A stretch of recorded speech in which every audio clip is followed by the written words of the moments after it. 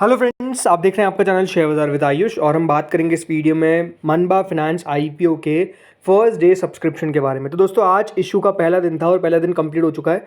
अब सिर्फ 2 दिन और बचे हुए हैं जो है बेसिकली कल का यानी 24th एंड बाकी का बचा हुआ है 25th, राइट। 10 रुपये की फेस वैल्यू से दोस्तों कंपनी अपना आईपीओ लेकर आई है। करीबन 114 रुपये से लगाकर 120 रुपये का इसका प्राइस बैंड है। बट हमेशा बात ध्यान रखिएगा, जो लोग फर्स्ट टाइम किसी भी आईपीओ में लगा रहे हैं, हमेशा आईपीओ को अप्लाई करना है दोस्तों आपको अपर प्राइस बैंड पे, ना कि लोअर प्राइस बैंड पे। यानी 120 रुपये का अगर यहाँ पर आपको प्राइस बैंड दे रखा है अपर, तो उसी पे अप्लाई करना है। एक और चीज़ होती है जिसको हम बोलते हैं कट ऑफ प्राइस, राइट। तो कट ऑफ प्राइस पे ही अगर आप वहाँ पे आपको ऑप्शन दिख रहा है तो उस पर सिलेक्ट कर दीजिए, राइट। तो जो भी कट ऑफ मिलेगा उस पर मिल जाएगा, बट हमेशा अपर प्राइस बैंड पे ही शेयर आउट होता है। अगर यहाँ पर आप 114, 115, 116, 17, 18, 19 इन सब में से किसी में भी अगर आप लगा देंगे तो एक बात ध्यान रखिएगा, आपको अलॉटमेंट नहीं मिलने वाला, आपकी बिड पहले रिजेक्ट हो जाएगी। अलॉटमेंट तो बहुत दूर की बात है। देन दोस्तों यहाँ पर लॉट साइज है करीबन 125 रुपये, सॉरी 125 शेयर्स का 150 करोड़ का इशू है। पूरा का पूरा फ्रेश इशू है, यानी सारा का सारा पैसा दोस्तों खुद कंपनी यूटिलाइज करती हुई नजर आएगी। दोनों एक्सचेंजेस पे आपको लिस्ट होता हुआ दिखेगा। देखिए एक लॉट में आपको करीबन 125 शेयर मिल रहे हैं, जिसके लिए आपको 15,000 रुपीज़ पे करने पड़ेंगे। रिटेल में आप मैक्सिमम 1,95,000 रुपीज़ तक जा सकते हैं। देन अगर आपको स्मॉल एचएनआई कैटेगरी में लगाना है, एक और बात ध्यान रखिएगा, अगर रिटेल में आप लगा रहे तो कभी भी ट्रेल लॉट के लिए नहीं जाना है। सिर्फ अप्लाई करना है किसके लिए? Only for single lot, that is 1। क्यों? ओवर सब्सक्रिप्शन में आपको सिर्फ एक ही लॉट मिलेगा। अगर आप ज़्यादा लॉट लगा भी देंगे, फॉर एग्जाम्पल मान लीजिए मैंने 5 लॉट के लिए अप्लाई कर दिया, अलॉटमेंट आ भी जाएगा ना मुझे, तो सिर्फ एक लॉट का ही मिलेगा, 4 लॉट के पैसे रिफंड। तो ये गलती ना करें कि ज़्यादा लॉट लगाए ताकि मेरे चांसेस बढ़ने वाले हैं, ऐसा कुछ नहीं होता है। हमेशा दोस्तों ये बात ध्यान रखिएगा, आईपीओ जब आता है रिटेल कैटेगरी के अंदर या फिर एचएनआई के अंदर भी, तो वो लॉटरी बेसिस पर अलॉटमेंट होता है। लॉटरी मतलब किसी का भी नाम निकल सकता है, लेकिन ये बात ध्यान रखना है कि लॉट तो एक ही मिलेगा, 2 नहीं मिलेंगे, 3 भी नहीं मिलेंगे। अगर अंडर सब्सक्राइब कोई इशू होता है तब जाकर दोस्तों 2 लॉट, 3 लॉट, 4 लॉट मिलते हैं। बट यहाँ पर ओवर सब्सक्रिप्शन जो है वो पहले बता रहा हूँ आपको ऑलरेडी आ चुका है। देन एचएनआई कैटेगरी है जिसमें आपको 14 लॉट्स के लिए लगाना पड़ेगा 2,10,000 रुपये। यहाँ पे आप मैक्सिमम 66 लॉट तक जा सकते हैं। फिर बिग एचएनआई कैटेगरी में 67 लॉट्स के लिए मिनिमम अप्लाई करना पड़ेगा, 10,05,000 रुपीज़ इधर आपको पे करने पड़ेंगे। फ्रेंड्स यहाँ पर अगर आप टोटल 100% देखेंगे, राइट, 150 करोड़ में से, तो कंपनी ने ऑलरेडी 30% एंकर इन्वेस्टर्स को दे दिया है।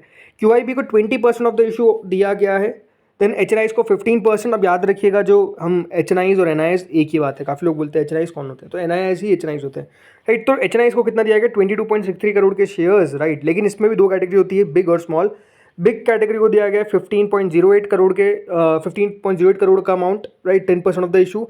एंड स्मॉल एचएनआई को 7.54 करोड़। मतलब ये बात ध्यान रखिएगा, बिग एचएनआई स्मॉल एचएनआई के पास तो बहुत ही ज़्यादा कम है। मतलब अलॉटमेंट आना स्मॉल एचएनआई में तो very very tough, very tough, right. Then retail category करीबन 52.79 करोड़ का शेयर दिया गया, 35%।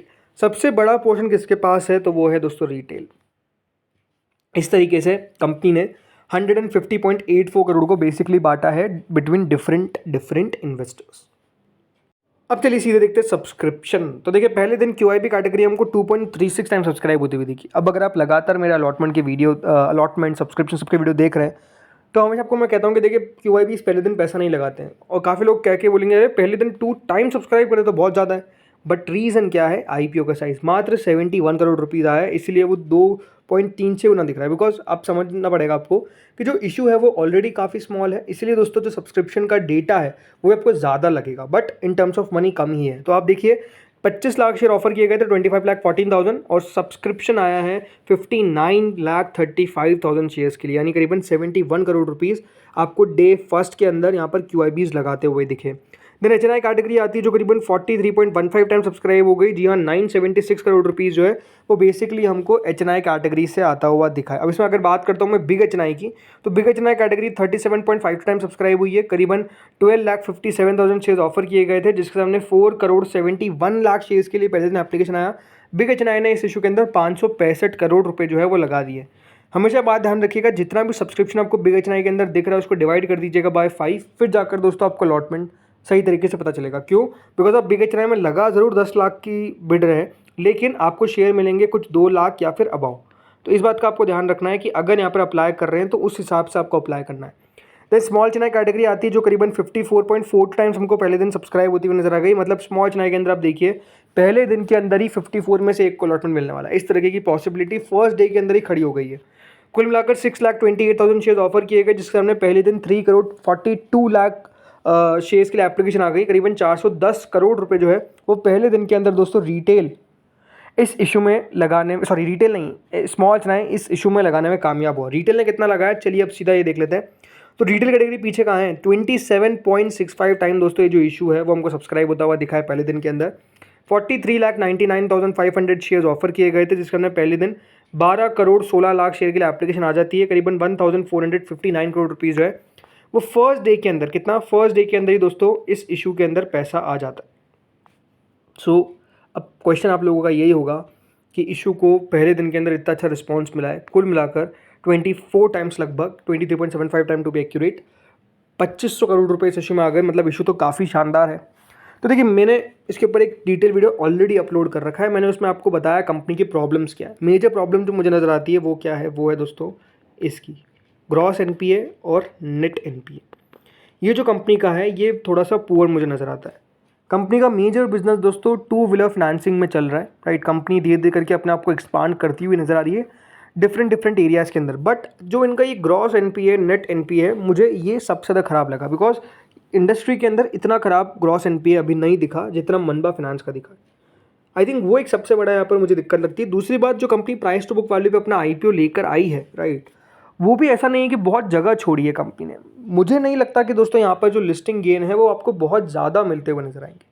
हाँ, ये बात साफ है कि दोस्तों पैसों के बदौलत बहुत कुछ हो सकता है। जो लग रहा है कि यहाँ पर इशू को रिस्पॉन्स तो ट्रेमेंडस मिलता हुआ नजर आएगा एचएनआई और रिटेल से। बट मेरे लिए जो देखने वाली बात होगी वो है दोस्तों क्यूआईबी कैटेगरी। कितना क्यूआईबीज इस इशू में पैसा लगाने को इंटरेस्टेड रहते हैं, क्योंकि स्मॉल इशू है तो हो सकता है कि क्यूआईबी की तरफ से भी ज़्यादा पैसा आपको आता हुआ ना दिखे, और आ भी जाता है तो कोई चांसेस 100% नहीं है कि दोस्तों लिस्टिंग इसकी बहुत अच्छी होगी। हाल ही में दोस्तों आपने एक स्मॉल आईपीओ लिस्ट होता हुआ देखा था जिसका नाम था श्री तिरुपति, राइट।